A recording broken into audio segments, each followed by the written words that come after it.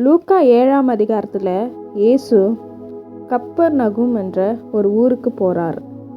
அங்கே 100க்கு அதிபதி அவனுடைய பிரியமான வேலைக்காரனுக்கு வியாதி, மரண அவஸ்தை. இயேசு வியாதிஸ்தர்களை குணமாக்குறார் என்ற செய்தியை 100க்கு அதிபதி கேள்விப்படுறாரு. 100க்கு அதிபதி மூப்பரை இயேசு கிறிஸ்துவின் இடத்துல அனுப்பி அவன் வியாதியை சுஸ்தமாக்க வேண்டிக் கொள்ளும்படி அனுப்புகிறாரு.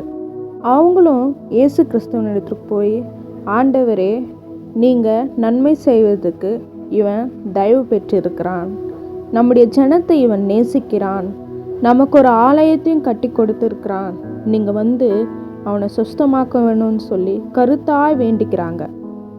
இயேசு கிறிஸ்துவும் அவனை குணமாக்குவதற்கு 100க்கு அதிபதி வீட்டுக்கு போகிறாரு. அவர் வீட்டுக்கு கிட்ட வந்துட்டாரு.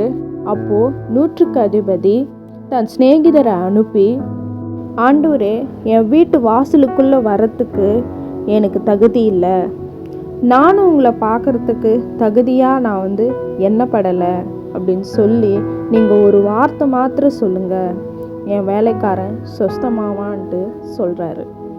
100க்கு அதிபதின்னு சொல்லும்போது இயேசு கிறிஸ்துவனுடைய காலத்தில் 100 வீரர்களுக்கு தலைவன் தான் 100க்கு அதிபதி. ஒரு அதிகாரியாக இருந்தாலும் இயேசு கிறிஸ்துவை பார்க்குறதுக்கு தகுதி இல்லைன்னு சொல்லி தன்னை முழுமையாக அவன் தாழ்த்துகிறான். அது மட்டும் இல்லை, தான் அதிகாரியாக இருந்தும் இயேசு வியாதிகளை குணப்படுத்த முடியும்னு சொல்லி இயேசு கிறிஸ்துவை விசுவாசிக்கிறான்.